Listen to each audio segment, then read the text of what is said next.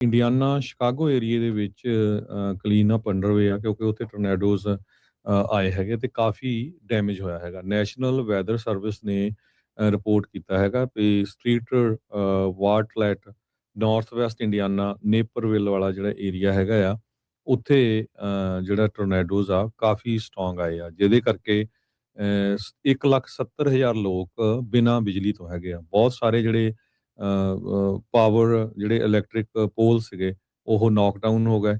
North West Indiana ਨਿਪਸਕੋ ਜੋ ਕਹਿ ਰਿਹਾ ਵੀ 74,000 ਕਸਟਮਰ ਉੱਥੇ ਬਿਨਾਂ ਬਿਜਲੀ ਤੋਂ ਆ। ਇਹ ਜਿਹੜੀ ਉੱਥੇ ਦੀ ਬਿਜਲੀ ਦੀ ਕੰਪਨੀ ਹੈਗੀ ਆ। ਮਾਰਕਮ ਤੇ ਬ੍ਰਿਜ ਵਿਊ ਕੋਰਟ ਹਾਊਸਸ ਇਸ ਵੇਲੇ ਕਲੋਜ਼ ਹੈਗੇ ਆ ਕਿਉਂਕਿ ਉੱਥੇ ਪਾਵਰ ਨਹੀਂ ਹੈਗੀ। ਟਾਊਨ ਆਫ ਸਟੀਟਰ ਜੋ ਹੈਗਾ ਉੱਥੇ 11 ਘਰ ਬੁਰੀ ਤਰ੍ਹਾਂ ਜਿਹੜੇ ਆ ਇਸ ਟੋਰਨੇਡੋ ਦੇ ਵਿੱਚ ਤਬਾਹ ਹੋ ਗਏ ਹੈਗੇ ਆ।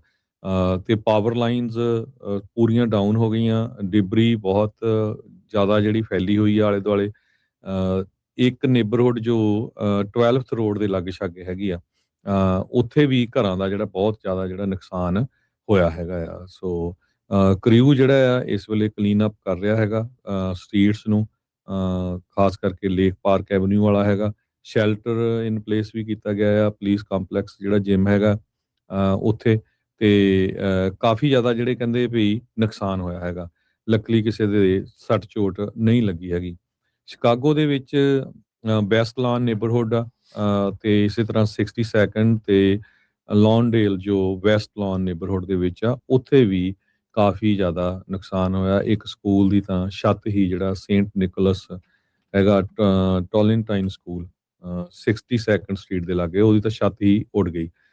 ਸੋ 100 ਮੀਲ ਪਰ ਆਵਰ ਦੇ ਹਿਸਾਬ ਦੇ ਨਾਲ ਜਿਹੜੀਆਂ ਹਵਾਵਾਂ ਆ ਤੇਜ਼ ਆ ਰਹੀਆਂ ਸੀਆਂ ਇਸ ਟੋਰਨੇਡੋ ਦੇ। ਇੰਡੀਆਨਾ ਸ਼ਿਕਾਗੋ ਏਰੀਏ ਦੇ ਵਿੱਚ ਕਲੀਨ ਅਪ ਅੰਡਰਵੇ ਆ ਕਿਉਂਕਿ ਉੱਥੇ ਟੋਰਨੇਡੋਜ਼ ਆਏ ਹੈਗੇ ਤੇ ਕਾਫੀ ਡੈਮੇਜ ਹੋਇਆ ਹੈਗਾ। ਨੈਸ਼ਨਲ ਵੈਦਰ ਸਰਵਿਸ ਨੇ ਰਿਪੋਰਟ ਕੀਤਾ ਹੈਗਾ ਵੀ ਸਟ੍ਰੀਟਰ ਵਾਰਟਲੈਟ ਨਾਰਥ ਵੈਸਟ ਇੰਡੀਆਨਾ ਨੇਪਰਵਿਲ ਵਾਲਾ ਜਿਹੜਾ ਏਰੀਆ ਹੈਗਾ ਆ ਉੱਥੇ ਜਿਹੜਾ ਟੋਰਨੇਡੋਜ਼ ਆ ਕਾਫੀ ਸਟਰੋਂਗ ਆਏ ਆ ਜਿਹਦੇ ਕਰਕੇ 1,70,000 ਲੋਕ ਬਿਨਾਂ ਬਿਜਲੀ ਤੋਂ ਹੈਗੇ ਆ। ਬਹੁਤ ਸਾਰੇ ਜਿਹੜੇ ਪਾਵਰ ਜਿਹੜੇ ਇਲੈਕਟ੍ਰਿਕ ਪੋਲ ਸੀਗੇ ਉਹ ਨੌਕਡਾਊਨ ਹੋ ਗਏ।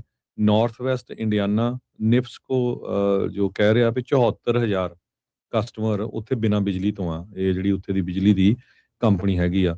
ਮਾਰਕਮ ਤੇ ਬ੍ਰਿਜ ਵਿਊ ਕੋਰਟ ਹਾਊਸਸ ਇਸ ਵੇਲੇ ਕਲੋਜ਼ ਹੈਗੇ ਆ ਕਿਉਂਕਿ ਉੱਥੇ ਪਾਵਰ ਨਹੀਂ ਹੈਗੀ। ਟਾਊਨ ਆਫ ਸਟੀਟਰ ਜੋ ਹੈਗਾ ਉੱਥੇ 11 ਘਰ ਬੁਰੀ ਤਰ੍ਹਾਂ ਜਿਹੜੇ ਆ ਇਸ ਟੋਰਨੇਡੋ ਦੇ ਵਿੱਚ ਤਬਾਹ ਹੋ ਗਏ ਹੈਗੇ ਆ।